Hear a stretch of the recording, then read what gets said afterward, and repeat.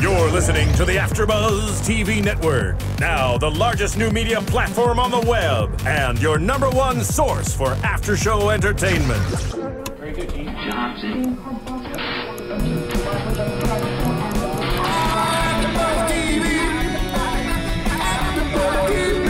From the AfterBuzz Studios in Los Angeles, California, presented by Maria Menounos and streaming live thanks to Akamai Technologies, this is AfterBuzz TV's Orange is the New Black After Show. We'll break down tonight's episode and get you all the latest news and gossip. And now, another post-game wrap-up show for your favorite TV show. It's AfterBuzz TV's Orange is the New Black After Show. The animal,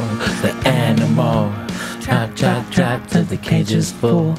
The cage is full. And everybody's waiting on you. I challenge you guys to learn the words next time. I know, I've got to remember.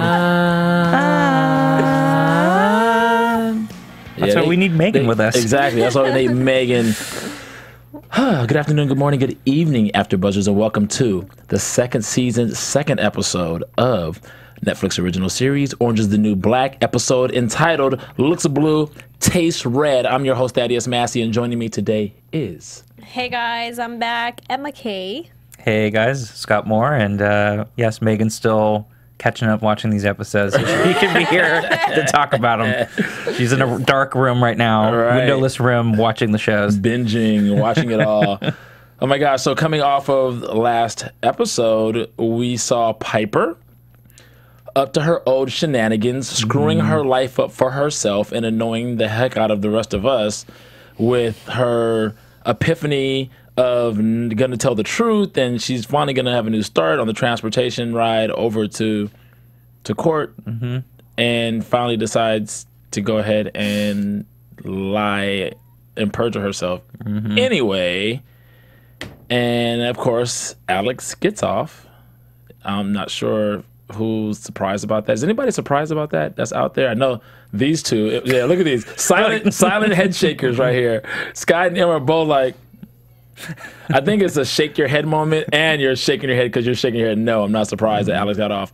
So unfortunately, she's up, you know what creek. Except for Alex, without a paddle. She's a free bird. Right. Well, Alex is, and I'm not sure Alex has much of a conscience. I think Alex, for me, I just want to touch on this real quick. I think everything turned for Alex with Piper when Alex's mom died, season 1, and she said Piper wasn't there for her or whatever. I think she was like, there's been like a really huge disconnect ever since then. Well, she took off.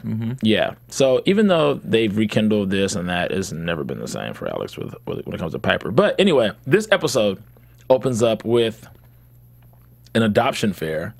We're in a flashback for Tasha, a.k.a. Tasty, a.k.a. Tasha. I love that scene. I do too. This kid, I don't know who this kid actor is. She's a genius. Oh, she was so great. And I loved, again, the detail that the writers and everybody puts in there, because they even had the year on there. Like I said, 92, so you knew exactly where they were, what was going on. Right.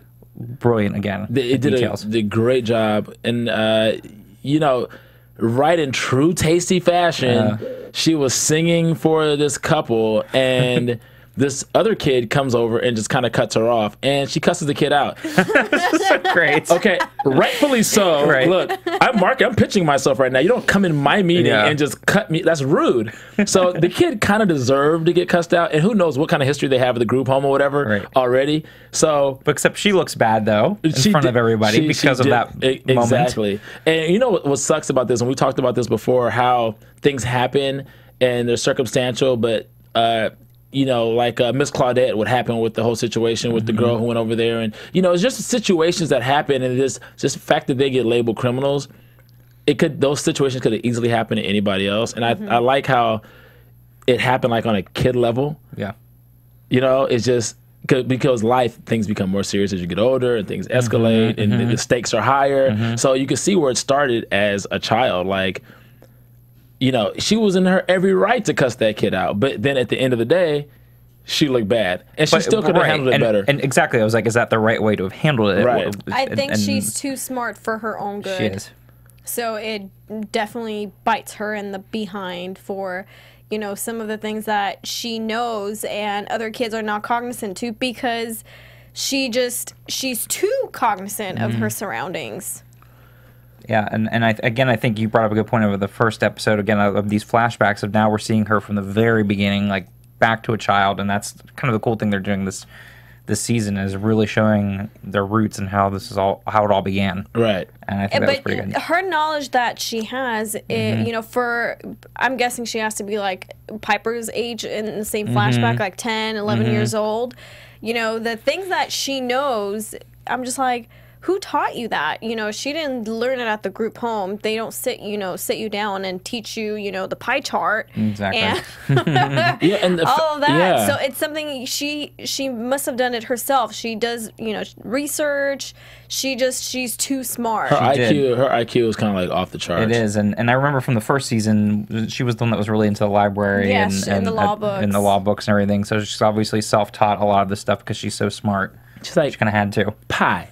Yeah. Not pie. Up to 56. Like, and talking to this older lady, like, she's an idiot. Yeah. You know, which is really funny. It's like, the kid comes and sells, you know, drops off some money, and it's like, oh, you're a connect.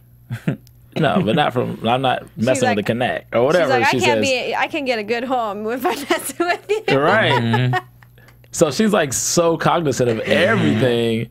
And she knows she's smart. She's like, I know the periodic table. She's just telling the family. It's like, wow, you know the periodic table and you're no more than 11, 12 years old. You can't be. She knows pi up to 56 digits. Like, all I remember is what, 3.1416? I think it's 3.1416, I think. That's all I know. Yeah, she's definitely smart in math. And that's a given. And we learn that even more in this episode about how incredibly smart she is with that.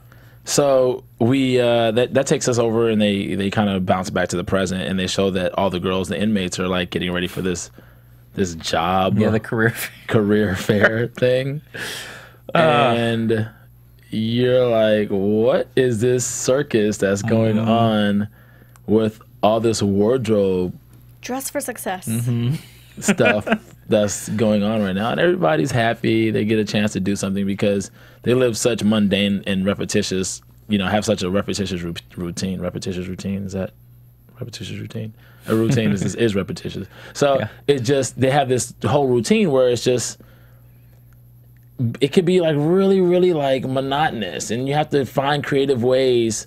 You know, if it was a bunch of kids running around, kids always find creative things to do. But when you're an adult, it's totally different. And well, you're when like, there's no funding to provide additional resources. Oh, there's and funding, all right. activities, Yeah, exactly. There's funding, all right.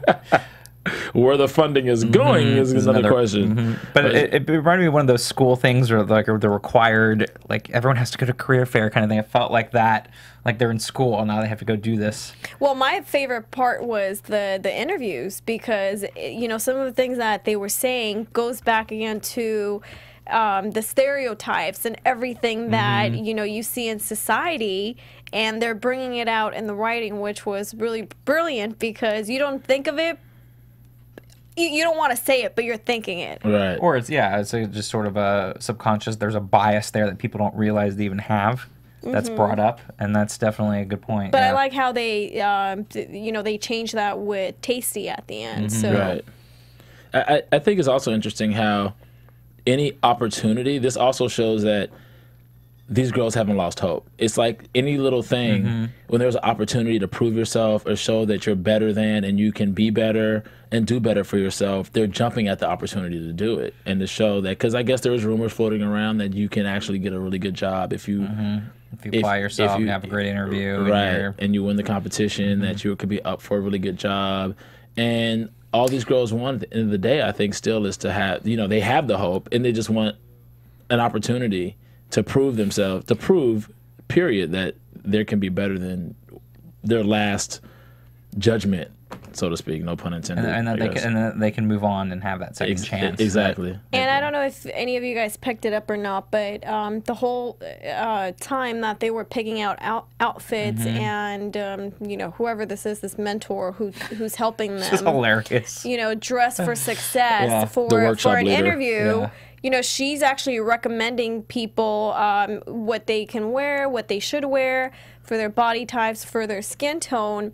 And then at the end, when they come out and they're picking, they're critiquing each person based on their outfit, I just thought of it. I'm like, oh my God, this is like, it's like real life. Some people, you're set up to fail. Yeah. Right. And it comes out at, on stage where, I'm sorry, not on stage. What's Pensatucky's friend's name? Leanne. Yeah, Leanne, when she's complaining, she's like, but she's the one that told me to wear that outfit, and what's so it matched funny? my skin tone. And I'm like, it happens all the time, but it matches her character because of how she goes along with whatever they tell her. Right. Right. You're so some absolutely people right. are, the sheep that follow, and she's not really independent minded. Well, she's not really an independent thinker. But I think that was hard for her as a particular, because she said she wanted to be the marine biologist, and she doesn't know how to dress and doesn't, and she's thinking, why am I going to have to wear something like this anyways like, do you have a wetsuit? Right. You're right, to go, wetsuit? and then the woman's like, well, you might have to go into the office. I just thought that whole scene was hilarious when they were on the stage, and the way the woman was describing everything. It was just so funny because it was so real. Again, it felt like you were in some seminar that you're forced to go to in class, and the woman's going to be talking about everybody and critiquing everything. And I just thought the words they used, again with the brilliant writing, the way she was describing everybody fit so well. It was just so funny. It was also so funny is that I know I thought this. I don't know if you guys thought this. I'm sure you did. But when she actually told Leanne to wear the outfit, I immediately thought it was a horrible outfit. Right, exactly. That frumpy, wow. it was not sized right, and there's the peach. And I'm like, she's gonna look naked on stage. Right, it's like even the she same said that color too. of the skin. It's like, what the heck? That's a horrible. I was like, okay. But if you had someone like Tasty or one of the other people, they would have said, no, I'm not wearing that. And it goes back again to how they're treating these inmates like they're set up to fail, and it's not a good motivation and self-esteem for them, because Tasty chooses an outfit that won the previous year and she knew it won, right? But she gets bad criticism on the outfit. She said it was too sheer. I have to say, I love some of the things when she talked about. I can't remember who was wearing the animal print. That was it what's her name? The lady, the older lady. Yeah, it was just like, it's too racy and implies judgment. And she was talking about the sailor outfit is childlike. The peach outfit that that Leanne was wearing is ill-fitting. And then talk about Nikki, thinking her outfit was great, but saying that her hair was unkempt and messy. She had a nice tight suit on. I just washed it today. It was so great. I mean, it was just, I felt like, man. And then the other one with I can't think of her name either. The one where she was wearing the goth makeup. Oh, that's Flocka. Flocka, yes. Yes. So then I thought that was great too. She's like, she's wearing a great outfit, and the tights are conservative. The makeup might have been a little goth and a little overhanded. I was like, it's just such a great way of describing everything. And what was the other one with the moo-moo too? She was so corporate too. The large burlap moo-moo. Oh my God. Oh, that was Black Cindy. Yes, it looked like Black Cindy was wearing a large black. She called it a large burlap moo-moo. Right. And then of course, Tasty with her great stuff. Even when she says that it was great, but it was too sheer, she's like, I still look hella office. Right. Yeah, she knows her business. Right. I was like, it was awesome. That whole scene, I just loved it. Yeah, it was. I thought it was great. It was awesome. It's true that they actually, it's like they do get set up to fail, which really sucks unless you know who you are and you know what you're doing, kind of thing. As for example, Tasty, and I'm not sure. Even well, I think it's a mirror image of them, at a younger age, how they were set up to fail. Right. Tasty didn't really have all the opportunity. She didn't have a stable family to grow up in, and going into going under the protection of this woman who really isn't your mother, is out for her own interest, isn't the best setting for a kid to grow up. Right. And not everybody learns kind of like that dress for success. Not everyone learns, about body type and skin tone. Not everybody has that upbringing, like you were saying, to be able to learn, what do I wear? What's the right thing for my body? And what's, the right thing to wear to a job interview? A lot of people never get that type of upbringing or any knowledge. Right. And this lady V is obviously, she's preying on these kids. And who was that played her, by the way? Because she looked familiar, but I thought she was. She's been in She's so good. Yeah. Oh my God, her character was so good in this episode. I loved her. Yeah, she's amazing. Such a good. I mean, She's great. She's an amazing episode. actress. I was gonna say, speaking of body types, Yes. Yeah, speaking of body types, and being able to wear and be able to dress for success, everyone's got to check out the new book. Check from out Maria Maria's Menounos here. book. You could get it on Amazon and online. Order yourself a copy. You guys definitely need to check it out. All the recipes and At your local bookstore. exercises. Yes, to get in shape. Summer's coming, so you definitely want to have that corporate office look and body to go along with those corporate abs. Yeah, that way you can have the corporate abs, and then they can go well at night too for the going out abs at night. So Every Girl's Guide to Diet Right. and Fitness. Fitness. is what it's called. Every Girl's Guide to Diet and Fitness. But it actually also has tips that men can take advantage Right, of as well. absolutely. So it's not just for every girl, it's for every person, so to speak. But it's called Every Girl because Maria's obviously a girl. So it makes sense. Not a girl, but a woman. You know what I mean. Anyway, go pick up a copy. that's right. That's It's bottom line. amazing. Get the book. It's best. Is it bestseller Yeah, yet? it was like number 4 at least on the New York Times bestseller last Yeah, week. So so- who knows what it'll be this week? Her Every Girl's Guide to Life was a bestseller, smashing success, and now this one is doing the same thing. Kudos, Maria, doing her Absolutely. thing with her amazing abs. So anyway, Tasty Girl, as she likes to so belovedly call her, is we learned that's how she gets the nickname Tasty, because the icy looked blue, but it tasted red. Yeah. And she had the blue stuff all over her face. I thought she was as going to a start kid. calling her nasty. Right. But I love that scene on the She bench. called when her nasty. Yeah. She said, you nasty. You She was nasty. like, That's "You what I'm saying. nasty." I love that whole scene when she first meets V at the bench there on the park bench. I thought that was great. It Right. was really funny. It was really funny. So one thing we also learned this episode is that Red is no longer the queen bee, Yeah, as we she knew has last fallen. season, but she has fallen hard. Yeah. A lot harder than we expected her Yeah. to fall. How they left her first season, she's been ostracized from the group. And she is no longer Red. Red. Literally. No Yeah, longer literally red. no longer red. Her highlights, are Washing her out there. washing out. She her- looks horrible. She looks horrible for her. She's just like so down on her. Like it's just Yeah, she's hit rock bottom here. She's, she no longer has, the privileges that she had, and then she goes in to just go to the commissary, and she nothing. has no money in the account. I mean, she's It's like the pretty whole much, right. yeah. It's like the whole world's coming down on her, and she Yeah. was trying to order a heck of stuff too. Like she was trying Yeah. to order so much stuff. I know. Then they go to the books, and she has nothing. Well, karma is a very good practice. So I don't know. I think I think karma to use karma in with these ladies. There is so much that goes on and happens that it would be natural retribution or normal, a natural response to a lot of these scenarios. That it's almost like, well, who started what? Who started this? It almost is like just a vicious environmental cycle that is like, well, if you don't do this or you don't do that, you're going to get preyed upon or you can't survive. So do you do these, nonsensically immoral things and just do it anyway because you have to survive? It's just the environment. It's like the nature of the beast that they're in. Right, it's a very gray area. There's not like Yeah. the moral, the right or wrong here. You're in a very gray situation. Exactly. So I don't know.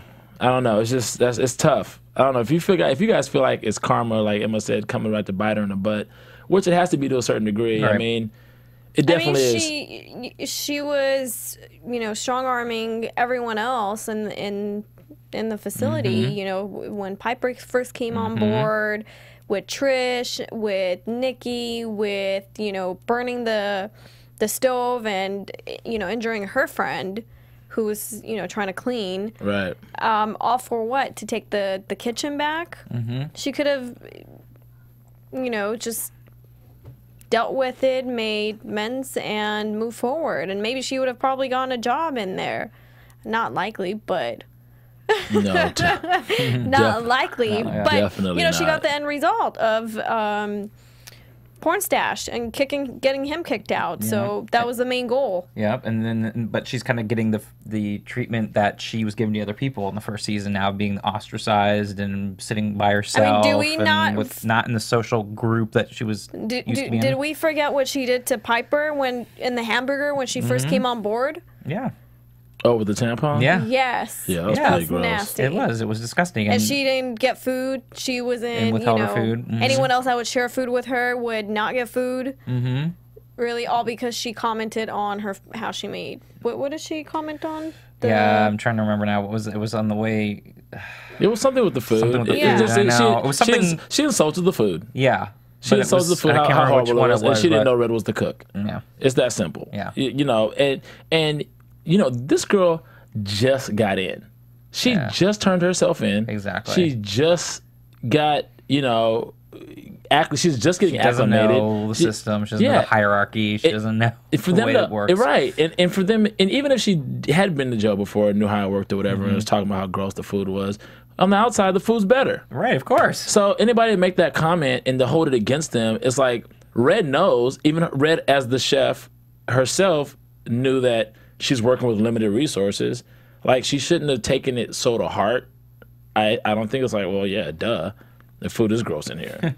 You know what I mean? It should have been something that was like brushed off of her back. I guess you have to create some kind of drama. Right, and it's personalized, and because she had been in there that long, I think maybe it's easy for her to have forgotten. Because you get used to the taste buds. And you also get used to this environment, and you become used to it. So, in a sense, it becomes part of who you are. And so, yeah.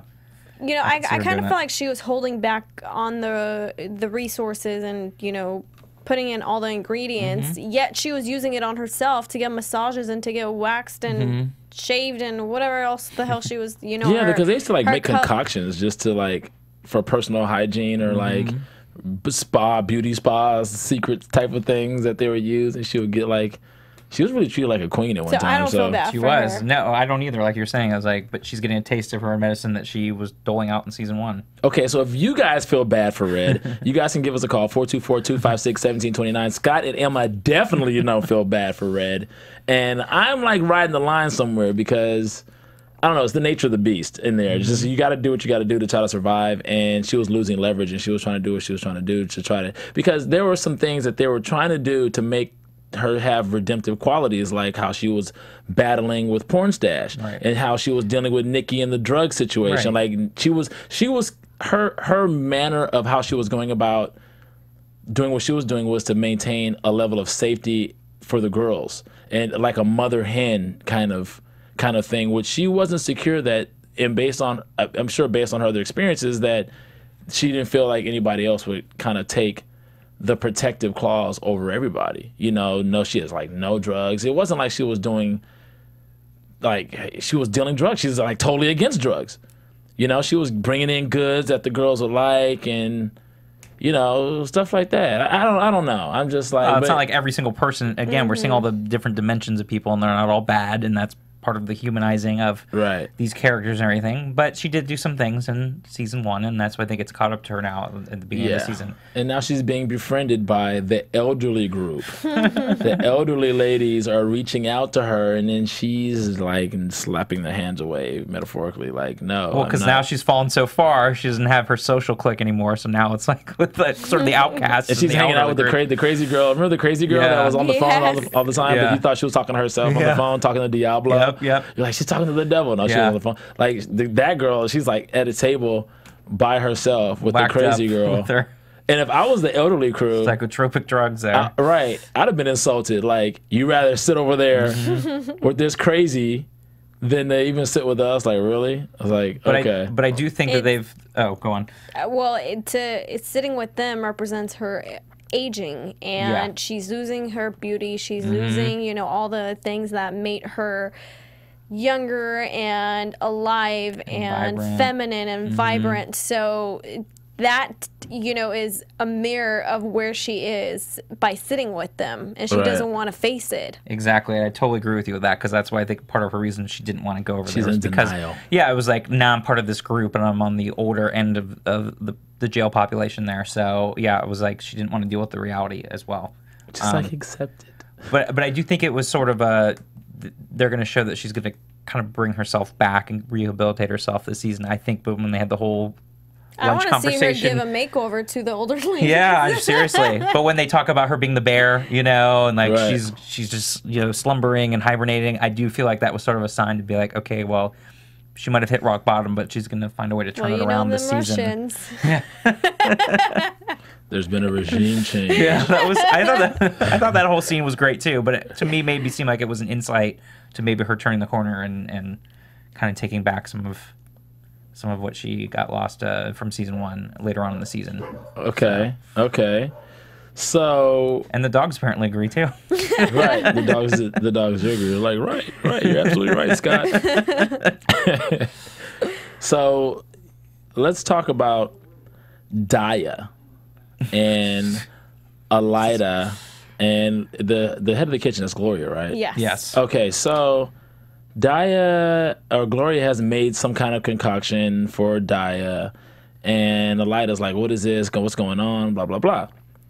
And come to find out that, you know, she's been constipated for 5 days, which can't be pleasant. No, especially Can't for feel being good. pregnant. I mean, my God. Right. And it's like, She already has enough going on there. right. And you can't Keep it more not in. eat because she has to feed the baby, but also that can't be a healthy environment for the baby to have 5 days worth of crap sitting right next to you either.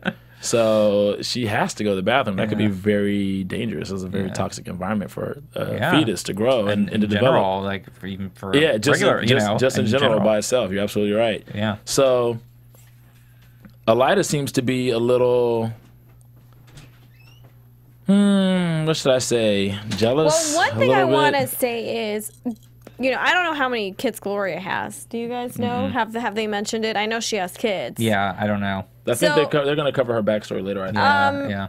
Why are you guys fighting over another kid you want to take ownership of? Really? I don't think Like, really. don't you have enough already? I think it's more of just Elida's the one who has a bunch of kids. Yeah. Because Daya was actually taking care of all the rest of her brothers and Right, sisters. right, when she Remember was going last year? out, yeah. she was going out with the boyfriend. She was like, he's taking me out to sushi tonight. I Yeah. look good, bitches. And she was doing all that. Like, she was all fly and had the teen Yeah, dress. exactly. Like, she was in Hollywood. Like, she's like 23 or 24 years Right. old. Like, really? This is Yeah. mom? Yeah. Like, oh my gosh. But now she's trying to be a mother. Right. And I think she kind of resents the fact that her daughter doesn't look at her like a mother. Absolutely. And she's not motherly. No, She's never been motherly. But you're absolutely right. She's feeling resentful, and Yeah. she even makes that comment, "Oh, I didn't get all these stretch marks to be some Tia." To be a tia. You know, like I didn't go to church, but to be nobody's tia. Yeah. She was. she was definitely really funny. And I do think there's just that little competition there, and Gloria likes the fact No, that there definitely is competition. I mean, That even is going when to we her. move, you know, fast forward a little bit with her stealing the yogurt and feeding Daya, and she's in the restroom, and she finally like is relieved Right. of having all that crap in her. You know, Gloria and her are fighting of whose product worked, and you know, both of them like grab her and hug her, like kind of like, okay, come on, you know, like patting her on the back, and I'm Right. like, really? Like, you guys are fighting over. You I don't know, think Gloria's who- fighting so much as Elida is. No. Because she's like, she's not my kid. No, but Gloria she- likes it though, the fact that she's going to her, and I do think, you know, there's that little rivalry there, and so she's liking the fact she's getting the attention. and- Right. It No, feeds more definitely. into the boss thing. Yeah, Because she's no, like the head of the definitely. kitchen. She's coming to me. But she was going to her before she even got charge of the kitchen. She was helping her out with a few things in season 1. So they've already built some kind of bond. Yeah. You know, and Gloria's actually like I won't say she's like actually like an auntie, but she is more like a mother to Daya than, you know, and Her Elida mother has been, or her is mother like was in the tia. past, for sure. Right. Yeah, Elida's like the Tia with all the stretch marks and everything in your belly and all that. You're like the Tia, Elida, unless you can prove up. Well, yeah, You 'cause know. she was in the sense when they were out of jail, you know, and that's Right. the thing, so. And she stole some yogurt. So this is really showing some redemptive qualities. Like, this is, I guess, Elida's arc where she's like actually growing up finally. And she's really trying to take responsibility for the one child that she has that she can do something about. It's going to be interesting to see how that unfolds for the rest of the season. But as of right now, she just, you know, she knew, but that's something only a mother would know. She knows that she never could, like, yogurt would give her the runs, I guess. Like, she could never hold yogurt down, or she could hold it down, but it would, you know, go right back out.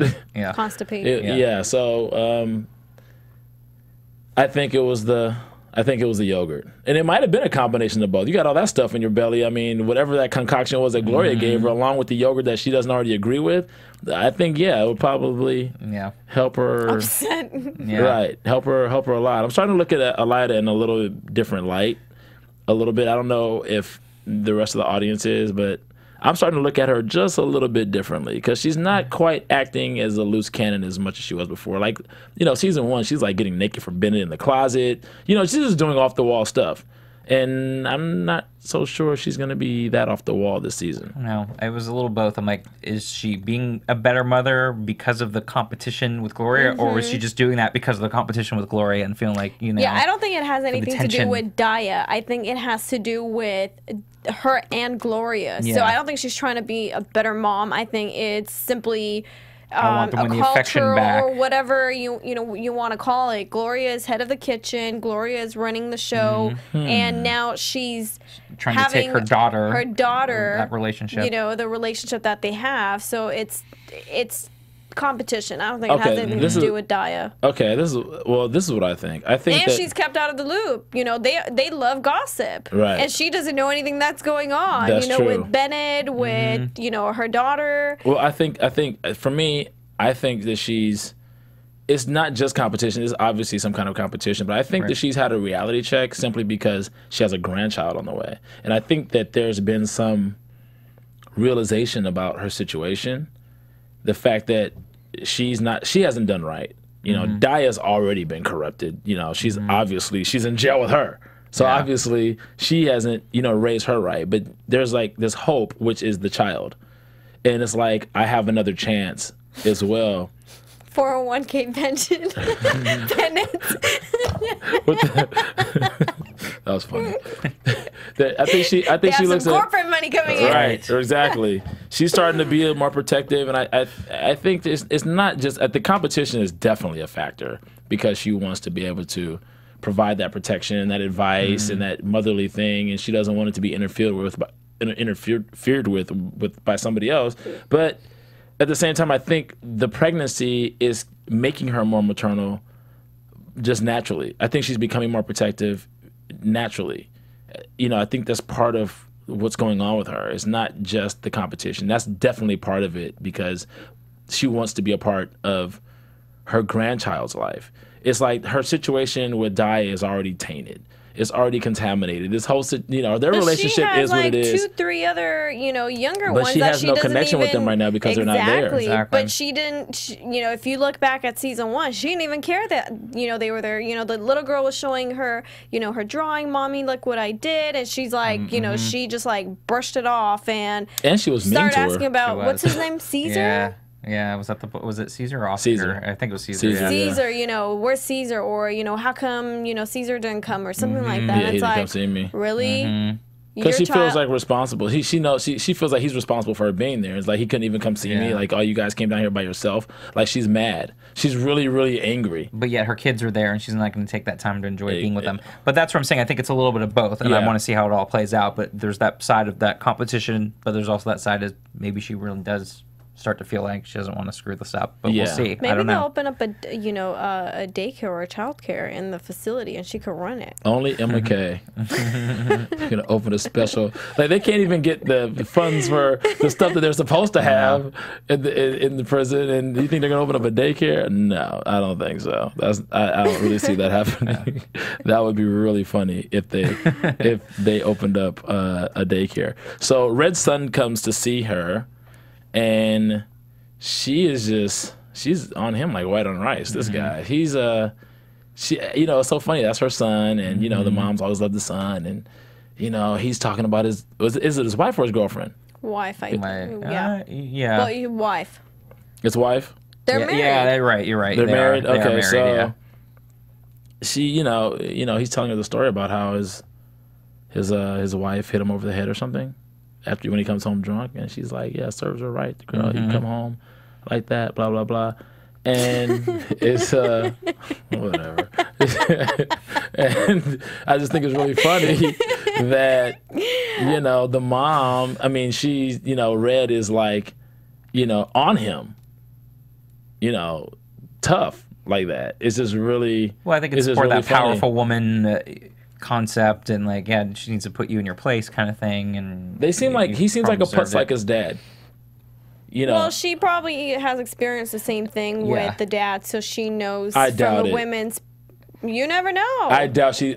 I don't. Do you know Russian men? What vodka does? Okay, but they have that for breakfast. Okay, but what I'm saying is, I don't think just based on the relationship that they showed with her and her husband in season 1. But you're seeing that at a later time, where you know now they have their own store and she's running it, but you don't know what happened before that. She was in charge of the store. She was running the store. Okay. Well. Okay. Well, I mean, yeah, I guess so. We don't know. And weren't they drinking at the table? Yeah, they were. But it just, to me, goes back into playing with her being, you know, it's just sort of like the matriarch, the powerful woman, and expects the same, like, and needs to kind of put him back in his place, and, like, she's good for him, keeps him, you know, on the straight and narrow kind of thing, so. Right. Okay, so we've got to discuss this character, of course, because she's made a return, and she's toothless. She only comes toothless. Her face looks like her face was like dented. That's what she's like. She's like brainless too. Oh man, even more so than she was before. Right, and it's really strange. I'm like, does she have brain damage or something? Like, it was really weird. I thought so too. Pennsatucky has made a return back to Litchfield, and she goes to meet with Healy. And that was a very interesting conversation, simply because I don't think that she was even in the vein of thinking like how he came at her and how he was. He was like kind of crossing his T's and dotting his I's, but he kind of overdid it. And you know, I don't think she was even. I think he was like reminding her he of pushed stuff. the wrong button. You know, I think he was reminding her of stuff that she wasn't even cognizant of until he like brought it up. Yeah. And I was like, that's what I was thinking when she was walking, you know, down the hallway and her friend saw her and like they came out and they're asking her questions. She was like, I felt like she was on something. Like she was not herself. She was like high on something. And then when she goes to meet with Healy, she like does a 180 personality change, and I'm like, whoa, were you acting? Like, which one are you? right. Yeah, I So agree. I don't know if it was a front she was putting up with everyone else, and she really does know what happened, or she, you know, as you said, Healy brought up things that just reminded her and brought the memories back. Yeah, I think that's kind of what happened. But I'm just happy. Like, the happiest thing about her this episode for me was Getting her teeth fixed. Was getting her teeth fixed. I was gonna say getting her in her place there, because Like, it was just funny how Healy was just not letting her. Yeah, get away he with wasn't. anything. And just when you thought this is the funny thing, her just when you thought that her teeth were horrible before. I know, seriously. How could they possibly get any worse? Well, because they mentioned that too. And Who they came mentions back that and they there? looked the worst when she came back. Yeah. It's like, how did that happen? I know. She got it knocked out. I mean, but her teeth were already like, Right. her teeth were like gone already. She had like one snaggletooth in there to begin with, and now she just has like chunks Well, of I think teeth it's hanging the out. face and the way it was like smudged inside. Oh like my whatever gosh. happened. Like I felt like her skin was like taken off. Like half her skin was peeled off. Yeah, it was not a pretty sight. But yeah, somebody did say that in the episode. Was like, oh, something with her. I Not think having it was any teeth. Caputo. Okay, yeah, because I know somebody had said something Yeah. about the teeth, and like, oh, yeah, she didn't really have any before. What are they going to do now? You know, Yeah, like how could it get any worse? Caputo actually is the one that made the comment about. Yeah, I don't really understand how they could have got much worse. How could they get worse than what they were? But it was bad. Yeah. And she looked really kind of. She looked gaunt, and she again, like her face looked like it was dented and smashed in there. Right. And she did not look Well, she was in SHU for one, and then she's already had case for another. right. So and she's then already got all those things going issues. against her. Yeah, and who knows where she was at when they brought her back? You know, brought her to, and she's just like out of it. you know, the skull was cracked. I mean, Piper did lay into her a few, like, you know, it's you know, you don't want to see a rat will usually scurry, but when you back a rat into a corner, then you'll really see an animal come out of it. It's better just to shoo them along and let them go. And they got Piper, and she got Piper in a corner, and then she pulled a weapon out and everything, and she cut her. Yeah. And that's when Piper realized when she saw her get open and she saw herself leaking, it was like, oh my gosh. She lost it then. It's like, it's like, oh my gosh, if this is really going on, she's gonna really try to kill me. So so she lost it. But that serves Tucky right, because, you know, she was she was getting out of control there. She was way out of control. She really was. And to see her so, like, I don't know, how do you call it? To see her so mellow or so, like, light that's why I and thought airy. it was the drugs. Yeah. You know, she was on drugs, you know, in the shoe. Yeah. I don't think she was... What is that other, the medical one, you know, where she was previously, and she was, like, in a... medical seg. Yeah. I think that's probably where she was. I don't think she was in the shoe because she had to heal and she had to recover from her injury. So they were probably giving her medication to calm her down and to... she probably had some, I don't know, revelations and... Interesting. Visions or whatever you want to call it. I think it's also interesting that Leanne and the crew are not happy about her returning. Yeah, because they were like, wow, it's been kind of nice and quiet. And she was the well, they rebel-rouser. started acting normal and hanging out with people, participating in the career fair, putting makeup on, you know, so they're doing things that are normal, and Pennsatucky is obviously not normal. No, so. and one that wants to cause the trouble. And she's rambunctious and obnoxious and, like, it's, like, not pleasant. She's not pleasant to be around or to have around at all.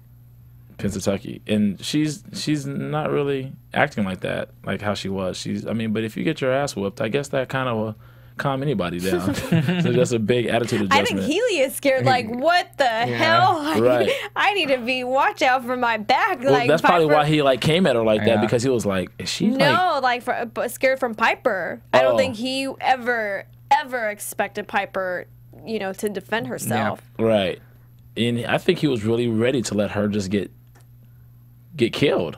I mean, you know, I'm really curious to see what's gonna happen with Healy, because Healy stood there and was definitely witness and an accessory to that whole situation. So, like, I don't know if did he help Pennsatucky set that up, or did he just turn a blind eye in knowing that he should have said something? See, that's what's unclear as well. Yeah. Well, I think he needed to make sure no one was out there. Yeah.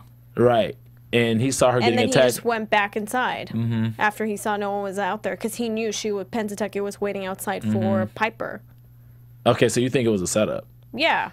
Well, or do you think he just knew about it and just turned a blind eye? That's what I was gonna say. He didn't set it up per se, but he let it happen. He monitored. He let it happen and didn't put a stop to it. So it wasn't so much a setup as a sense that he let it happen and continue, and Okay. Going back to Tacy real quick, because this is kind of like her backstory episode. We see her, how she actually makes a home with V. I thought it's great. Well, first of all, when she finally gives her the job, you know, I love their whole back and forth again. We see how smart she is with math. Yes. And just getting those figures in her head. So he has to add 10%. I'm like, wow. Yeah. It was just like she was just on it. That's like she's a walking calculator. Yeah. And she's not only just mathematically inclined, she's business savvy. She's business savvy too, exactly. So it's like, wow, okay. She's really, and it just goes to show, like, she's become like this light, and I think she might be the light for this season, that the story of interest is kind of swaying in her direction, because here you have a girl who has just been born in just the wrong, completely most unnurturing of circumstances, with the most potential out of probably all the girls that are locked up, and you're just like, this is so tragic that she's in jail, and she was raised in group homes, and she's as brilliant as she is, and you know, like, that's not normal. How she thinks and processes, and even in the environment that she's in, the way she's been able to learn on her own, like how to dress for business, how to even, you saw in the interview competition, how she even spoke to the interviewer. It was so professional. Like, well, who learns that? Yeah. Well, She picks that up from things You that- saw it at a younger age, how she was communicating to presenting herself, like more so like Right. selling herself. Right. So she did that She had to at learn a to do younger that. age. So it's the same thing. Yeah, she had to learn how to sell herself and learn how to do all this stuff on her own. But Right. I love that scene though when they had that like family moment there. I love the fact that she was so cute with the whole craft store stuff and got all the, she's The like pipe "Oh, I cleaners love and pipe everything." cleaners. And, Right. I just love the whole rapport that the three of them shared there, and the fact that it was just so normalized. Here they are like trying to figure out what they're doing with the drug dealing, and she's like, you need to have a brand, and then V's like, oh well, the owl looks drunk, and just that like typical family dinner time kind of stuff, and Right. where you could see there was a love and respect with all of them, and then V's like making butternut squash soup, and was like, hey, I got some flaxseed, you guys, bread, we need more fiber. It was in your like being diet. at your grandma's It house. was like being at home and having a supper with everybody, and I really I love that moment. I loved how great it was, and it was, And it was she awesome. has, big dreams and aspirations, even being in Even there. there. She says she wants to be on Wall Street, and they're laughing at her, but she's like, it's not funny. Like, I'm going to get there. Right, I'm gonna be Right. assistant and everything, and And she can basically easily do it. She could. Yeah. And basically, V's like, oh, you don't have a career in this hood, you have a job, Right. and you have the best job there is right now. So you're gonna make money and everything. But I did like that moment because it did feel like they were a family and there was a caring, and Yeah. it was a great scene. I thought. But it was also interesting how it came back around later when they had to attend RJ's funeral, and she was outside crying, and you know the picture sitting there. It was horrible. As I knew exactly, I was like, "Oh, RJ's dead." Yeah. So it just brought it back around that even though they had this great family type of moment, that they're still not living the kind of life that's conducive to Exactly. productivity and growth and nurturing. And that's evident because RJ ended up dead. And it sort of learned that she doesn't have these people to depend on in that sense, because then V's like, oh well, I have you now, I protect you, he got away and that didn't work out, but I've got you now. And Tasty realizes, no, you don't, like, you can't promise that, you can't. And I think so it kind of taught her like she had to go back and be back on her own and take care of herself again. Yeah, most definitely. She couldn't depend on other people anymore. Yeah, definitely not. And you guys can call in 424-256-1729, 424-256-1729. I want to know how many of you guys out there wanted to strangle Assistant Warden Figueroa after Tasty wins the competition and she's so elated and happy Yeah. and goes and asks her about the job and says, oh, such and such, she won and then she got a job or whatever, blah, blah, blah. And then she goes off. Yeah, it's like she totally loses her cool and says the most condescending, degrading type because of, they're all like babies. And, right, I'm not your mother. I'm not like, your mother. like what? Yeah. Like, are you serious? Like, the funny part about that was how Tasty handled it. Mm-hmm. Said more about Tasty and then how Figueroa responded when Tasty asked her about a job. It's like, well, I thought you could get a job, And she did an amazing job. She would get hired quicker than half the people that are walking the street with a college education. Right, with the whole thing with the cigarettes and the statistics. She knew all the and she stats. had everything down. And, Yes. And then, of course, I thought that was such a throwaway thing when Fig's like, oh, well, yeah, now you get $10 added to your commissary account. And I was like, really? Like, that was just $10 to your commissary It was just account. so, like, belittling, too. It was very demeaning and very belittling. And the fact that she even, how Tasty was even like, well, I'll take that. She's like, I'll take that. Yeah. And she said it with a smile on her face. Like, she said it with a smile, like, I'll take that. It's like, there's still hope, but at the same time, I still got something, and I'll make the most of it. I'll get something out of it. This girl has a great attitude about her. So there's like this gleaming beacon of light going on with Tasty this season, and I like the fact that they're portraying that. The thing that sucks is how from RJ's funeral, you go to her background when she's at the dinner. They're having dinner. Her, RJ, and V all together. They have this great family moment. Then you cut to the funeral when you know she says, "I don't know if I can do this," and blah blah blah. And then V reassures her, "I'll protect you, and nothing will happen to you," and blah blah blah. She's like, "You can't promise that." And like we're saying, and then she convinces her, and they hug and everything. And then after she's talking to Figueroa, she turns around, and then there's V standing at the door, and she's like, "Oh shit." Yeah. So that was obviously, the moment there. The things didn't end in a good way with that whole scenario. I don't think it was good, but I don't think it was bad either. Because she was just like... It was definitely bad. I didn't think it... Yeah, I was going to say, I don't know if it was... Again, we're going to have to find out more, but there was definitely like, great, now she's here kind of thing. And right. Because if it was all cool before from the last thing they showed us, like they had a bonding moment after RJ's funeral, they were together and everything great happened. Then when she sees her in jail... Then why did she react the way she reacted? But that's what I'm saying. I don't think it was. I think that was the wake-up call for Tasty at that point when she was outside the funeral. Was the fact that like she couldn't depend on her anymore, and she knew that she couldn't protect her, and she had to go back and be on her own. And I think now that she's proven her independence and everything, and now she sees her there, it was like, oh, now all those whatever happened, it all kind of came back, and I was like, oh, great, now I have to deal with her here. So, and obviously we'll find out more, I think, as the season goes on, But speaking of Fig, too, I also thought that, that whole interview with the reporter, and again with her hiding. Yes. And again with her sitting on the desk, like, flirting with the legs. I was like, oh my gosh, here she is again. And then when he wants to get a little bit more into it, she's like, I gotta go back to work. Now we know where the money's going. Funding for her boyfriend or fiance. Yeah, fiance's Senate run. No, it's her husband. Her husband. It's her husband's political run. Yeah, her husband's running for Senate. Yeah. So... But, he needs money. Yeah, it's just, again, I feel that we'll never know who the warden is either. I know I said that last season. I still believe it. I feel like he's just going to be that figure that nobody ever really sees. Because she's basically running everything and she's getting away with a lot of stuff. I think we have to, because it has to have to come out. They do at some point, but I don't know if we'll ever see him. I think either something will happen with her. But the great thing is she could just end up right there in the jail with everybody else. That's true. So she could still be a character and continue on down the road. But I was like, man, it just made me angry again to see her, with that power, just being able to get away with it all. I'm like, I've got to go back to work. Can't talk about this anymore. All these wonderful prison things that we do, like career fair. A couple things I want to mention before we close out is the one thing, I think the girl's name is Maria. I think she's the one that had the baby and then had to give the baby up last season. Yeah. And then the boyfriend comes to visit with the baby, and she's talking, very talkative, talking to the baby, talking to the boyfriend, and he's just like, yep. I'm like, I know. What is the deal with this guy? That was kind of eerie. Like, yo, this is your girlfriend / child's mother that you brought the baby. And it's like, he just wasn't really saying anything. And it was like, and he was staring at her too. It was like really weird.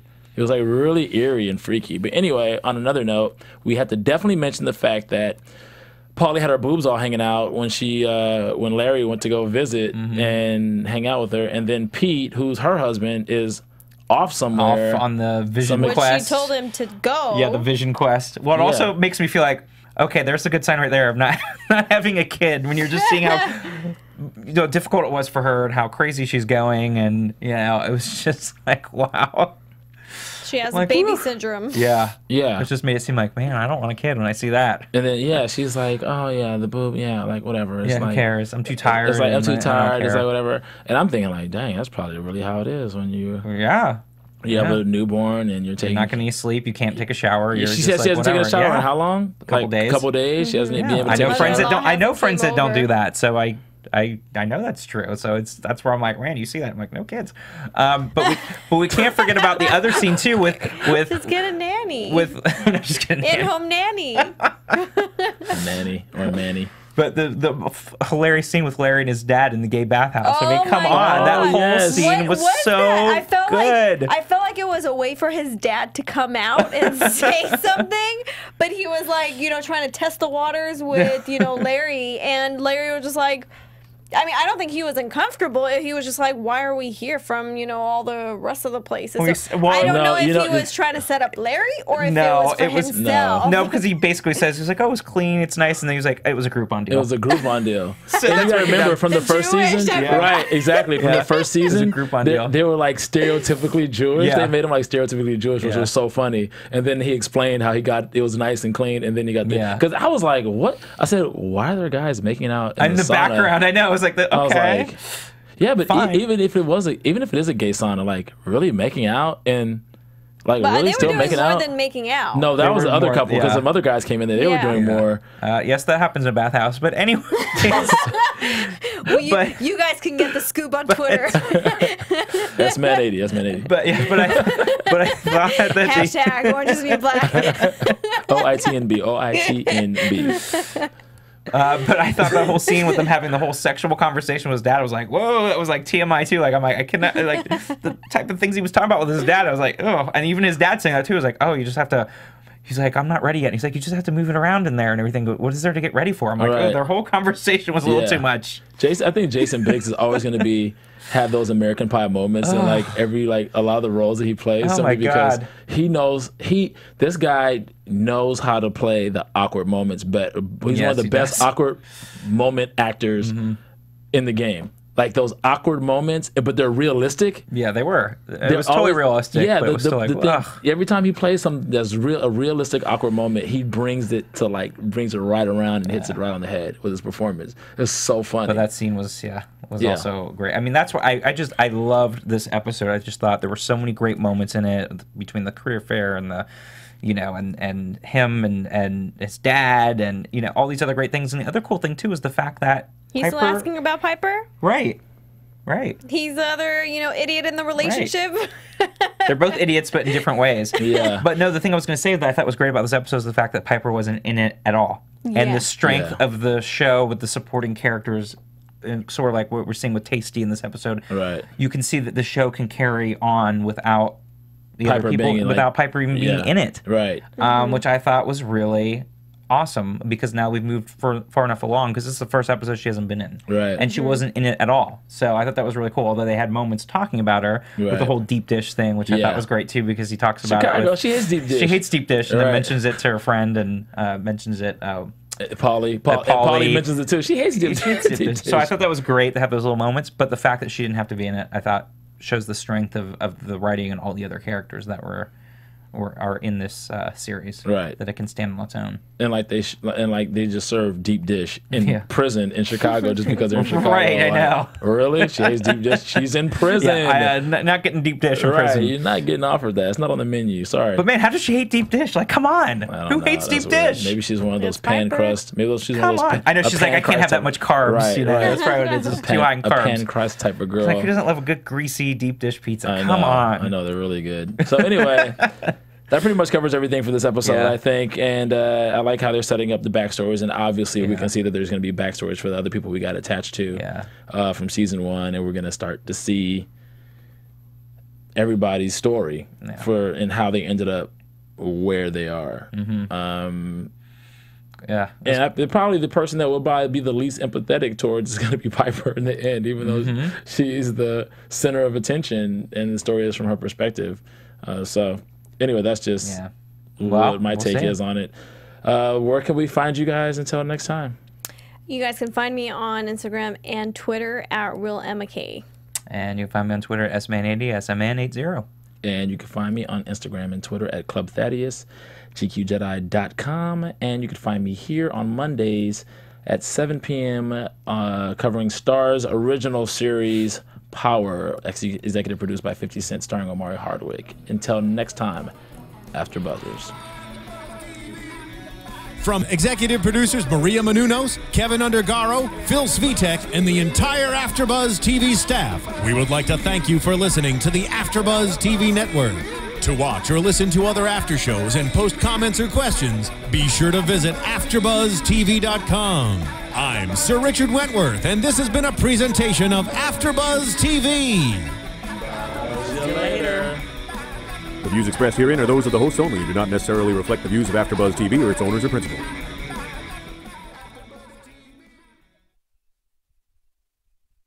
Thank you for watching AfterBuzz TV on YouTube. For more of your favorite after shows and interviews, subscribe to our channel here, and be sure to share your opinion on the episode in the comment section below here. We'd love to see what you guys are buzzing about. Thanks again. Buzz you later.